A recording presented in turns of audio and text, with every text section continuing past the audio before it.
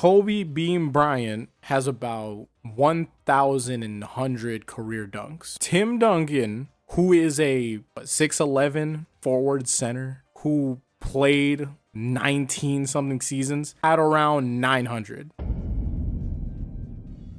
Now, if he just reacted to that, everybody would probably went like, what? Wait, really? Kind of wild. I mean, maybe it makes sense. Like, Tim Duncan, fundamental, all that type of stuff. Maybe he didn't care about the dunks, but that's kind of wild for Kobe. That's kind of wild for a guard. In that moment, I mean, unless you just didn't care at all, but in that moment, you adjusted for height. You do it automatically, and no one told you to do it. You didn't think, oh, that's just two NBA players. Of course, NBA players dunk a lot because, that's not the case at all.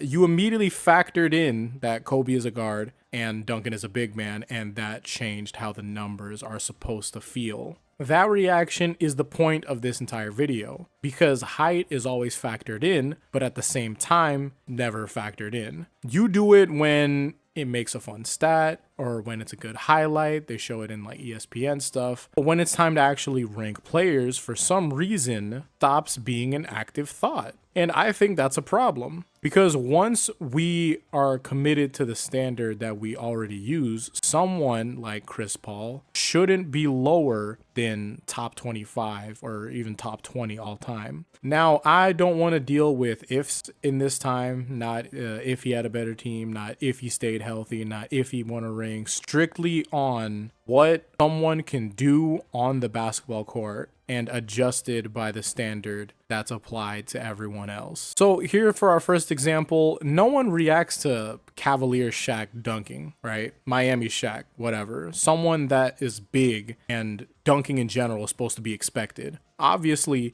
you react to Lakers Shaq because, oh my God, he's so fast, so strong, so agile. Look at the footwork. But in general, a 7'1" guy putting the ball in the basket right from there, that's his job. But Nate Robinson, for example, Nate Robinson is 5'9", and he won the slam dunk contest 3 times. The first player in history to do that, and he did it against guys who were 6'6" to 6'9", and his vertical was more than 42 inches. It was 43. The top of his head was about 5 inches below the rim. Now, when people talk about Nate Robinson dunking, they don't say that an NBA player dunked. They say that a 5'9" player dunked. The height is a part of what sentence is always used, and that height adjusted evaluation, it's already happening, and it's been already happening. Now, I think Michael Jordan is probably the greatest example of this. You have 10 scoring titles, Defensive Player of the Year, first guard to ever win it. He averaged 35 points and won MVP the same year. No one else had ever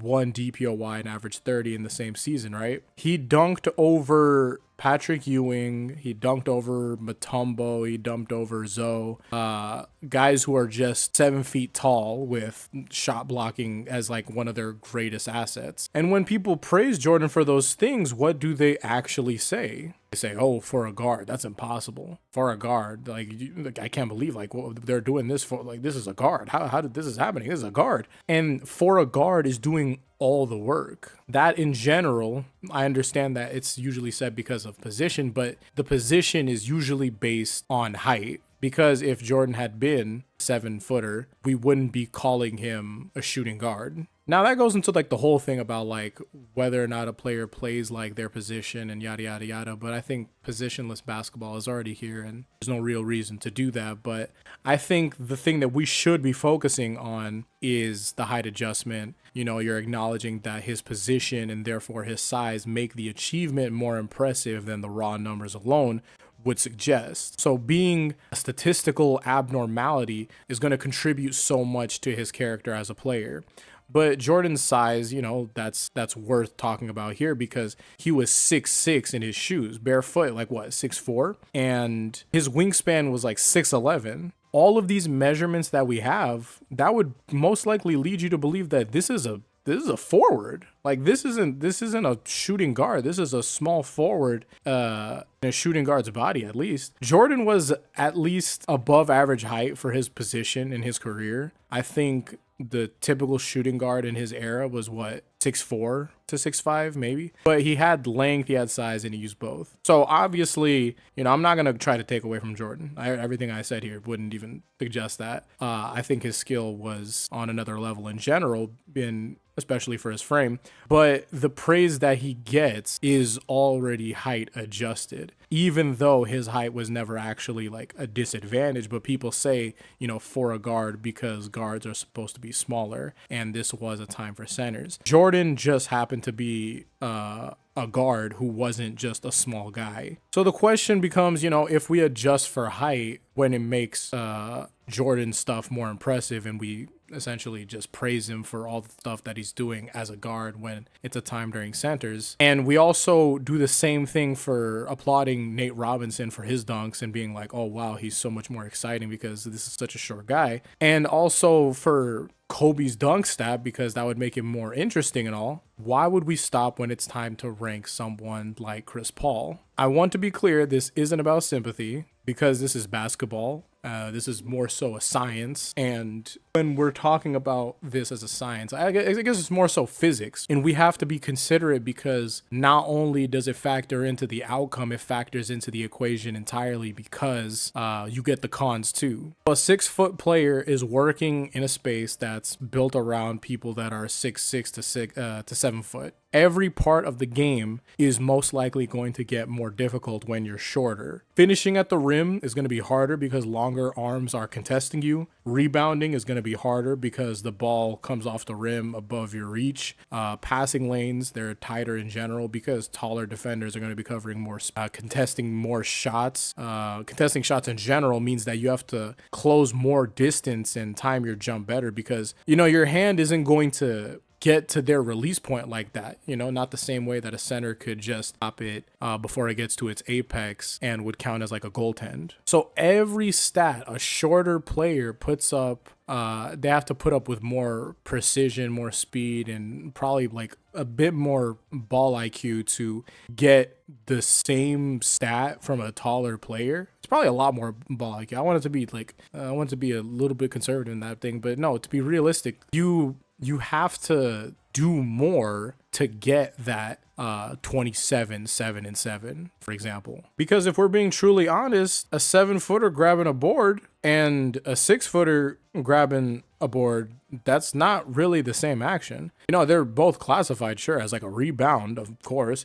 One of them had to work harder to get the same thing, though. Chris Paul was like 5'11", barefoot, and that was at the combine. He is 6 foot with the shoes, his wingspan was like 6'4", and the average point guard in the NBA right now is about 6'3" to 6'4". The most common point guard height in 2025 is 6'4" in general. So the league altogether is they're taller at like every position, right? And Luka is like 6'8", and we're calling him a point guard. Shea and Kate, they're both 6'6", and they're their team's primary ball handlers. And Chris Paul spent over 20 seasons with like a 4 to 3 inch height disadvantage against people like of his own position, like not centers, but just other guards. And that's all that he had to work from. And there are so many people that would have loved to have the career that Chris Paul had, or the skill that Chris Paul had, but they didn't. I think for the centers, there's a reverse version that also exists here too, because when a center has a good handle, people lose their mind like, oh man, whoa, this person's handle is crazy. And that's fair. It's impressive for someone that size, but how often is that going to get factored into like their overall ranking if we're truly considering skill? I also think in general that we don't value skill the level of where we should be, and we do have a lot of winning biases and more of a GM mindset when we're going about it, but let's put that to the side in general.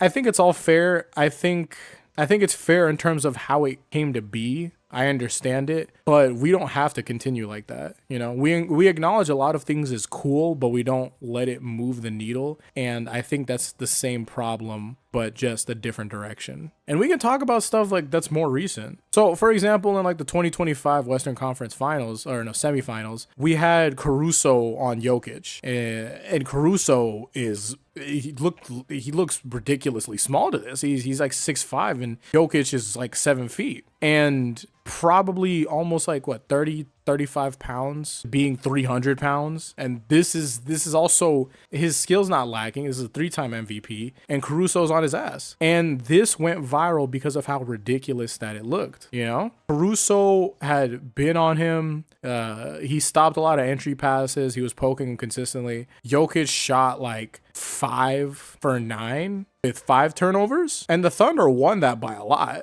There's a lot to consider with the game in general, but you know, like and you know, Caruso, he was having like a decent game. He had like 3 steals, but the main thing was every highlight account had posted and would have been like, yo, wait, yo, Caruso really did that? Like, oh shoot, oh my God, like, well, how do we really feel about how Jokic is ranked? Is Jokic that good of a player anymore? And then, you know, arguing around the same thing. It's just like, no, wait, hold on. Wait, Caruso did that, though. He might as well have been a DPOY. Like, what are we talking about? So everyone understood why it was supposed to be impressive without someone telling them, yo, this is impressive. Because a 6'5" guard holding it down against the 7-foot MVP, this mismatch in general is going to be like, oh, man, I get how it could work. But because of like a low center of gravity and everything like that. But man, this height adjustment, like, why wouldn't you just shoot it over him? Like, oh, I just don't understand it. This person can't be that good. Now we can apply that same standard to KD versus Chris Paul. In game 4 of the 2014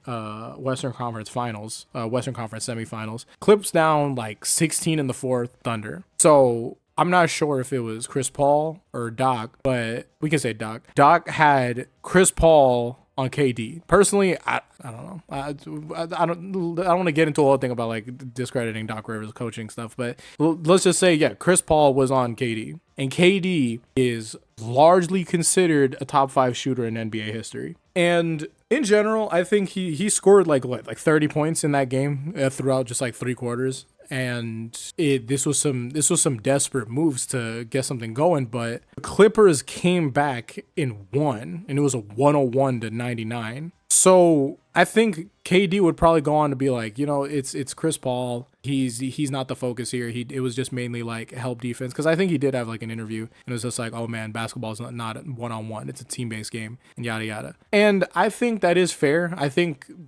Chris Paul did mainly. I mean, he was on his ass, but like a lot of stuff was just like catching him and making sure that he's not getting away and getting it off to like anybody else, which that one made more sense. But even then as like a help defender, that doesn't matter to me. Like, it's like he's doing something that is not expected to do. Plus the turnovers, at that point you want to consider like, you know, okay, he is doing something. He has to be doing something for this shit to work. And I think that that's probably a bigger gap in terms of how crazy compared to like what Caruso and Jokic, because Chris Paul is 6 foot. He's not like 6'5", 6'4", or like Caruso. And KD is definitely a 7-footer, or at least around it, because, you know, he had the whole thing where it's like, oh man, I didn't want to say that I was a center because they were going to make me a center and I don't want to play like that, you know, obviously, yeah. But he's closer to like Tim Duncan's type of height, and Tim Duncan played power forward and center like the whole time. And he's shooting with one of like the hardest contest releases in NBA history in general. So Chris Paul defending that is insane, because he has to be on his ass. He has to think hella hard, hand timing.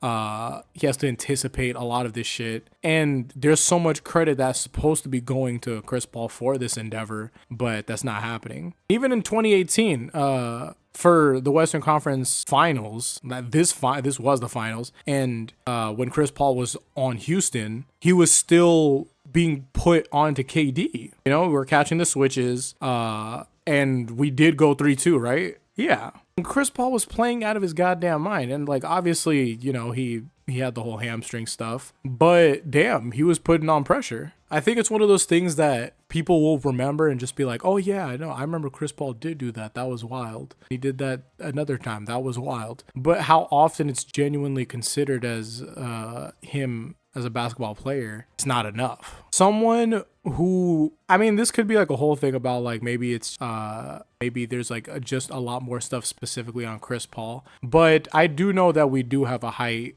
biases slash like height support and discrimination when it comes to this type of stuff. I think in general, with someone who has such a great like assist to turnover ratio for not being able to see the court the same way that someone like Jokic would be able to see it, you got to give credit on that. Leading the leagues in steals, I mean, yeah, sure, maybe it's like the fact that someone is this, they're able to just poke the ball out that much. It just wouldn't make any sense that we're not putting more credit to that. And I understand that. For personally speaking, I don't want to let NBA awards matter too much, because I think that those get skewed a lot into making people think that that's how a lot of stuff works. Like being a steals leader, oh, does that make you instantly a good defender? No, that's not how that works. Sometimes you can just lead the league in steals just through being someone who catches the passing lanes. But making that many all defensive first teams, you do want to give someone credit, at least to some sort of regard. I think he has great team impact. I think his box plus minus was probably good. His win shares was good. And he did all of that 6 foot, knowing that everyone knows that this was extremely hard to do. And he showed up all the times where you would want someone to show up, and injured at times where you don't want to be injured, obviously. But how can you're gonna put that all on the player? Like, that'd be kind of like, I don't know. It's not the word isn't facetious, but there's some other word to truly describe that. We need to be honest in a way that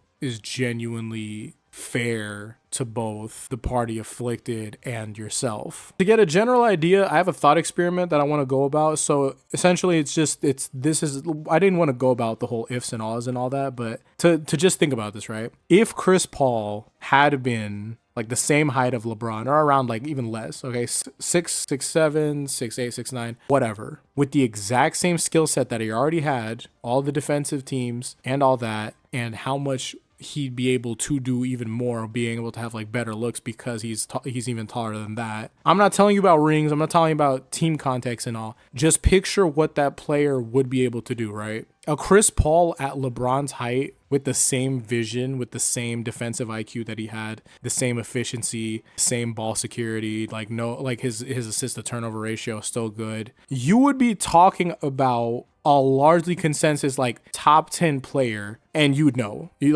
already, probably higher, right?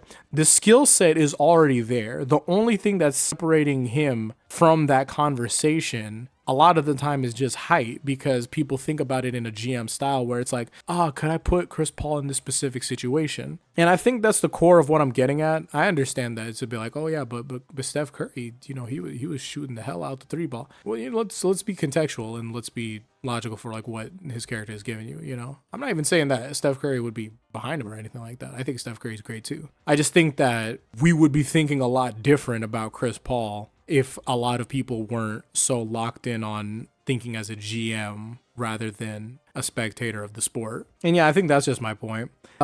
If you can genuinely, if you can see it, see the idea that, his skill set on a bigger frame would make him undeniable, he'd probably be, there's a lot of reasons to point towards that. Oh man, this probably be the greatest player ever, especially if he'd be able to finish even harder. Pause. If you can think of all those things and just be like, man, he would be hella undeniable. This guy would be hella good. Then we both acknowledge that height is the variable. And if this is this one variable should be factored in a lot more if people are going to be more honest about their game. Because I think my goal truly is to not completely strip out winning bias, but I think that you have to put it to the side enough to be genuine about perspective. So winning bias, finals appearances, no team stuff, just more so about what a player can do or cannot do on a basketball court. Can they show up when they can? Do they crumble under pressure? That's the most important things. I think that if people are just going to be continuously praising other players, like let's say you put Jordan to the side, if we're going to praise Magic Johnson for being a point guard when he's actually a point forward, and he's someone who has the height to be able to play center, because if Magic Johnson had been like 6'3", he wouldn't be playing center. If we're going to be considering all this type of stuff about basketball conversations, then I think Chris Paul needs to be acknowledged. I think there's a couple players in general that should be acknowledged. And in addition to that, I don't think that someone like him of his caliber should be outside of the top 25. I think that'd be ridiculous. Like, of all the players to be such a two-way beast and being that size for that long, I think if you can't be honest about that, I think that says a lot about the ranking criteria than it does the player. Now, if you disagree, I think that you would probably have to explain why the height adjustment to Kobe's dunks, Caruso's defense, Jordan being praised as a guard in a time of centers, everybody for doing stuff in impossible scenarios and doing impossible things in improbable situations, but doing all that and not applying it to Chris Paul. It's just illogical. I don't think it would make any sense, and I don't think you should be able to, because the standard is the standard and skill is skill. So thank you all for watching. Hopefully I'll see you on the next one. Until then, peace out and Godspeed.